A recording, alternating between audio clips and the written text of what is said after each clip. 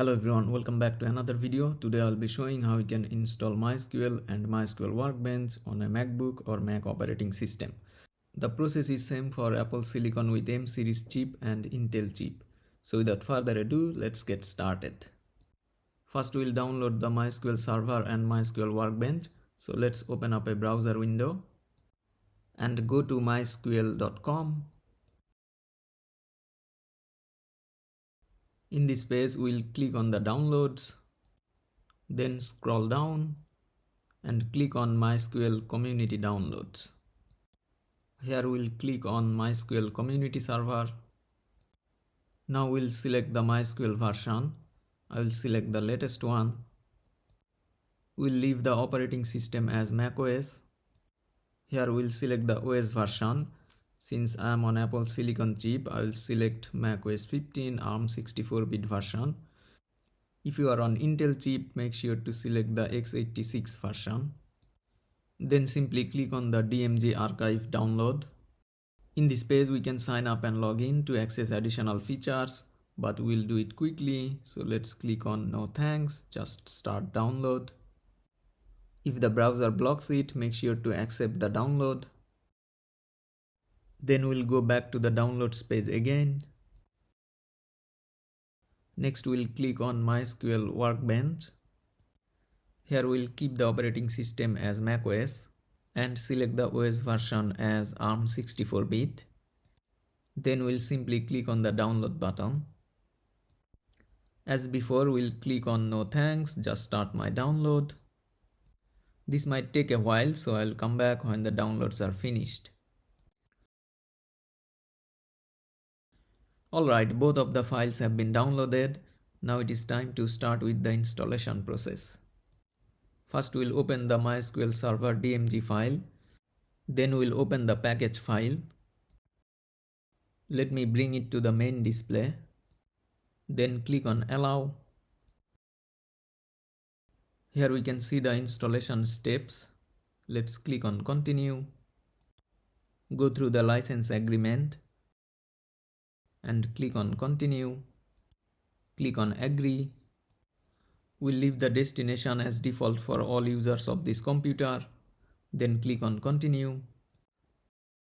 Here we can modify the installation type, but we'll go with the default setup. So let's click on Install. Type in your password and click on Install Software.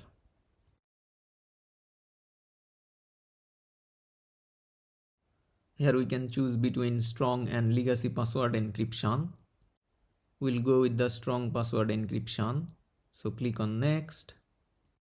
Now we need to set a password for the root user. So let me type in. Then click on Finish.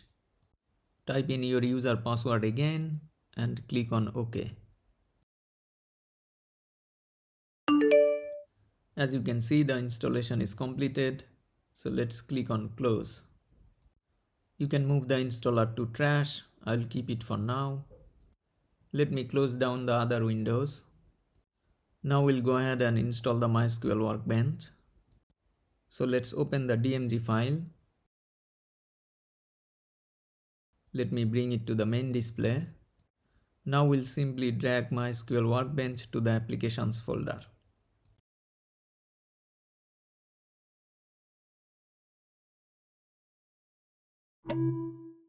MySQL Workbench has been installed.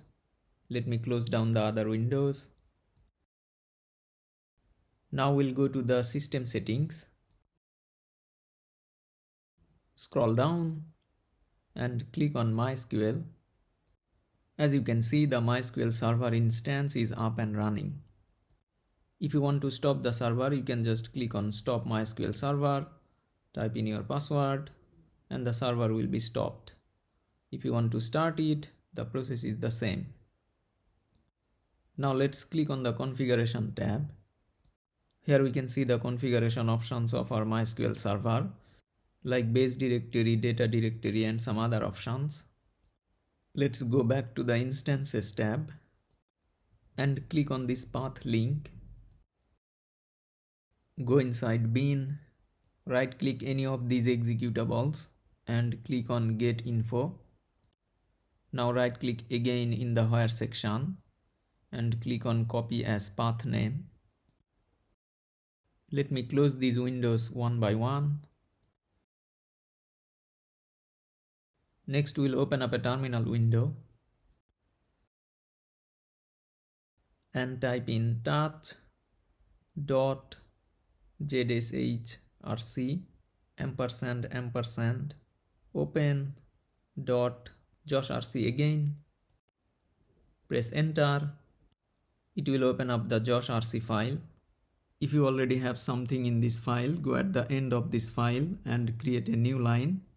Then type in path equals to $, path again, colon.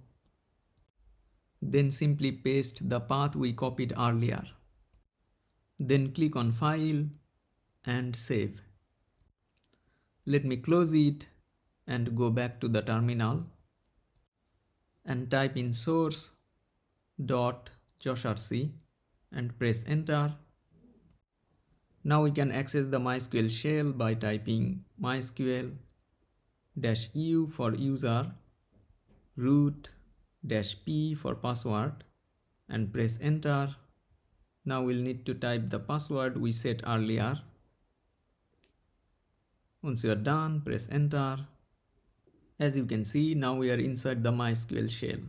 Let me clear the window by pressing Ctrl L. Here we can run any SQL query. For example, we can type show databases, press enter. Here we can see the default pre-configured databases.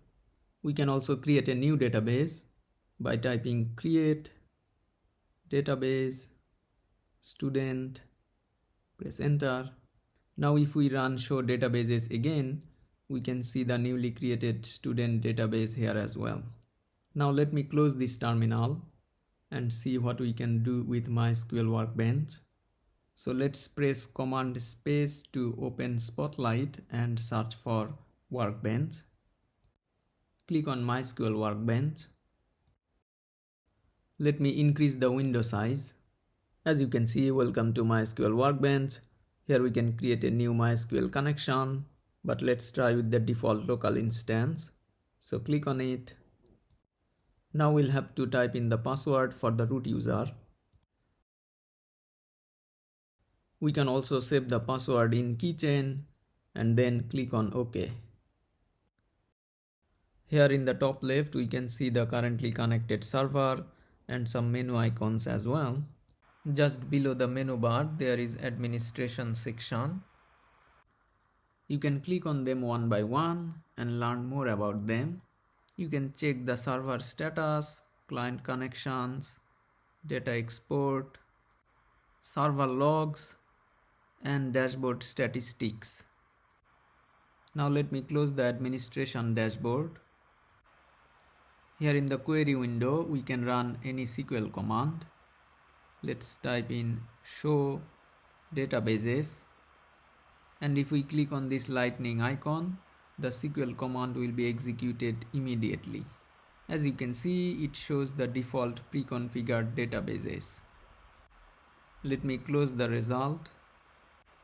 From here, we can also navigate to the schemas tab. As you can see, the student database we created initially is right there. We can expand it and explore its tables, views, and any other functions. We can simply double-click it to select it. If we want to create a new database, we can just click on this Create a New Schema icon.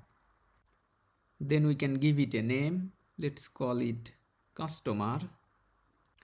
Then we can click on Apply and it will show the SQL script. Click on Apply again, and the script will be executed. Let's close it and get back to the schemas tab. Let me close the new schema window as well. Now let's double click the customer database or schema to select it. And then let's click on this create a new table icon. Here we can type the name of the table that we want to create. Let's create an information table. Then we can create some columns. Let's call it ID. We can keep the data type as integer and set it as primary key and non-null value. There are other column flags as well. For example, unique, binary, unsigned, zero field, auto increment, and generated column. We'll not be using them for now. Let's go ahead and create another column. Let's call it name. We can change its data type by clicking on it and selecting any other data type. Let's set it to varchar, which is variable character of length 25. Once we are done, we'll simply click on apply and it will show up the SQL script. We'll leave everything as default and click on apply again. As you can see, the SQL script is executed.